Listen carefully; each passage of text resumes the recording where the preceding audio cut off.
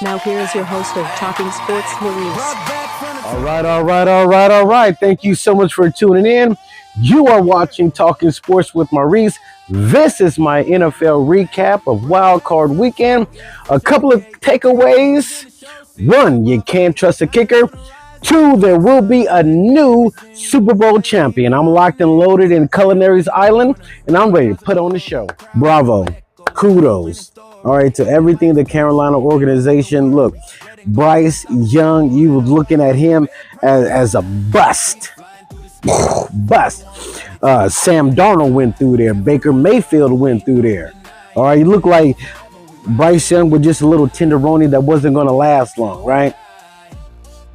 This season, the Carolina Panthers, even though they did not have a 500 record, they had some great wins. They can definitely build upon things for next season. As far as with the Los Angeles Rams, it's on to the Windy City. They prevail over the Panthers in a close one, in a slobber knockover game. This game set it off on what Wildcard weekend was going to be all about. 34-31. And when I'm talking about the Windy City, the Green Bay Packers, in another rematch. These games were all classics in one shape, form, or another. All right, Stanford, 2-minute warning, boom, drive, touchdown.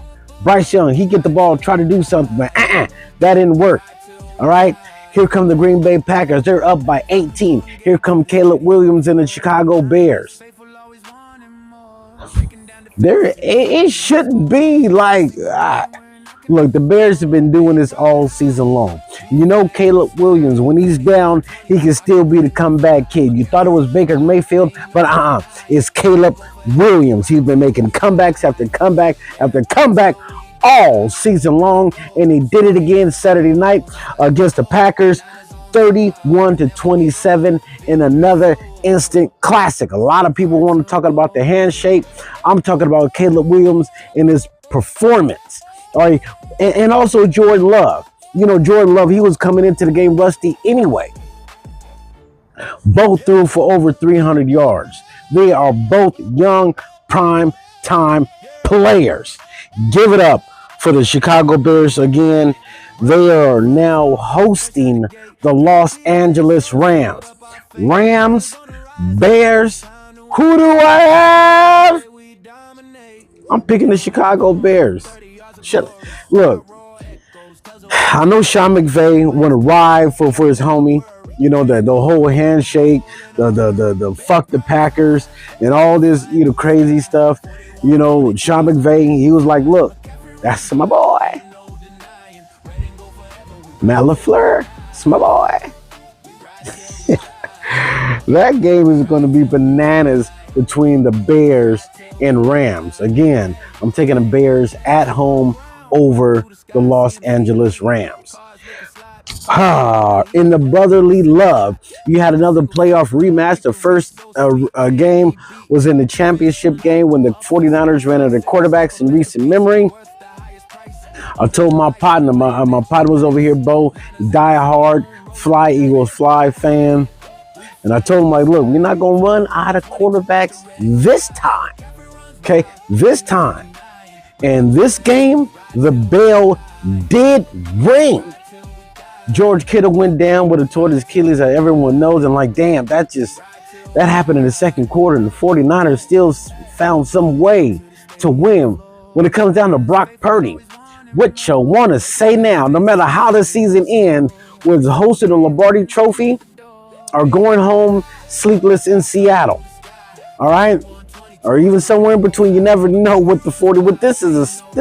I'm telling y'all, this is special. This is not supposed to happen. The 49ers going 12-5 did not supposed to happen.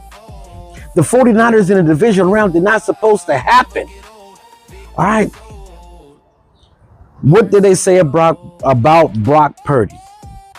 He got Debo. He got IU. He got Kittle. He got Trent. He got Kyle. He got Kittle. He got CMC. That's a lot of people to have in that vaunted 49er defense. Oh, that Brock Purdy he just reaping the spoils. He's just like born with a silver spoon in your mouth. After this game, it defined on what type of quarterback Brock Purdy truly, really is. The 49ers went into the Lincoln. Christian McCaffrey, hats off to him. He is the MVP of this season for the San Francisco 49ers. Without CMC, the 49ers would not be this deep in the playoffs. He is the only, I'm going to say it again, like I said it before, he's the only player on that roster who's been consistent this season.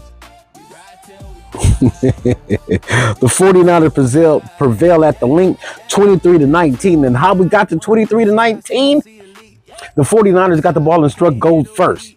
Philadelphia Eagles, they repeated, but what they didn't do is make the extra point. It was a doinker. That was the deciding factor in this game. Shout out to Eric Kendricks and all the 5th and 6th and 7th linebackers. Who am I picking between the Seattle Seahawks? They were the number 1 seed, so they will be hosting the lower seed of the San Francisco 49ers, because we were the 6th seed. We opened the season in Seattle. I'm going to keep riding with them. Bang, bang, Niner game in Seattle. Bills, Jags. This is why I shot and I missed. Missed. You know, because I love defense. I'm a defensive dude, right? Even on Madden, I'm a defensive dude, right? Even on the court, 1996 Defensive Player of the Year, right? I feel like the Jags have the opportunities, especially in Duval, to slow down Superman. But Superman said, Duval is not my kryptonite. He did something tight. He had so many owies. He was almost concussed. His knee, his hand. Unbelievable. Look. What you want to say about Josh Allen? Lamar is not in the way. Pat Mahomes is not in the way. This has to be the season that the Buffalo Bills go to the Super Bowl. On to the next. Look, he did some heroic things, no doubt about it. Josh Allen. But Trevor Lawrence, he played his ass off. Look, he deserved Coach of the Year honors. But he definitely, look, throw his name in a hat. Absolutely. Turning the Jaguars around. Trevor Lawrence. Fatal mistake, because it could have drove down the field, potentially tying the game or winning the game late, because all these games were settled late, except the late ones. 27-24, Trevor Lawrence late interception cost his team nothing to hang their head about. Now the primetime games did not have that what the rest of the games had, because the storylines were all over the place, from injuries to comebacks to unbelievable catches. And Puka Nacua is the best wide receiver in the game. He's better. Yes, he's better than Jamar Chase. He's better than Justin Jefferson. All of them. Wish we had even half of them. We got nothing over there with the Niners, but man. Look, defense was displayed on the primetime games, all right? Chargers, Patriots. It seems like every time Justin Herbert said, hype, he was sacked, he was hit, he was harassed, he was bothered. Patriots came on top 16-3 in a superb defensive display, all right? And on Monday night, how y'all feel about Monday night playoff games? All right, I'm cool with it, I guess. I'm not really tripping. All right, I'm not really tripping. 49ers they've been on short weeks after short weeks. I'm not tripping. It's all good. Monday night, Wildcard in the Steel City. DeMeco Ryans versus Mike Tomlin. Aaron Rodgers, the old Raleigh veteran, versus the young Cub, C.J. Stroud. Like, once the game got to 10-6, you were thinking like, look, that's it. All right? But at the same token, the way C.J. Stroud was fumbling the ball, it could have been the other way around. All right, with the Steelers recovering fumbles going for touchdowns. All right, because the Texans had 2 defensive touchdowns in this game.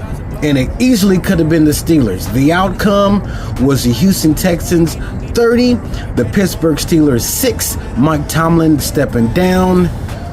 Because to me, look, Mike Tomlin, look, great coach, all the hoopla. There's no future with the Pittsburgh Steelers right now. All right? Whether Aaron Rodgers come back or not, the age is the age. There's nothing like you can prepare for, like, okay, we got our franchise quarterback for the next 5+ years, right? They didn't have that. Mason Rudolph, you know he's not that. That defense, Cam Hayward, Jalen Ramsey, TJ Watt, them boys starting to get long in the tooth. There's no future in Pittsburgh. Mike Tomlin stepping down, right move at the right time. Come back when there's a situation like, okay, I can go for that. Sean, this is going to be one of those matchups where, look, Drake May, outstanding. Some say he's this year's MVP. Mike Vrabel turning the Patriots franchise around from the bottom to the top. Here they go. They facing that red hot heat. Look, man, look, all right. This is going to be one hell of a game, especially on the defensive side. C.J. Stroud, no, he can't be fumbling the ball. He can't be turning the ball over. That's a no-no. Cannot do that. If so, they're going to take care of business at home. I'm been rolling with the Houston Texans, so I'm going to stay right there with them. I like everything that New England Patriots have been doing, and they will do. But this coming up, divisional round, give me the Texans over the Patriots. And a slobber knocker of a game in Mile High, you got the Denver Broncos versus Superman-led Buffalo Bills with Josh Allen. Yeah, I already told you I'm a defensive dude, right? I'm not hating. Look, if the opportunity presents itself because other quarterbacks are not in there to spoil it, then by all means let Josh Allen do the damn thing. But for me, I'm picking the Denver Broncos at home in Mile High to beat the Buffalo Bills.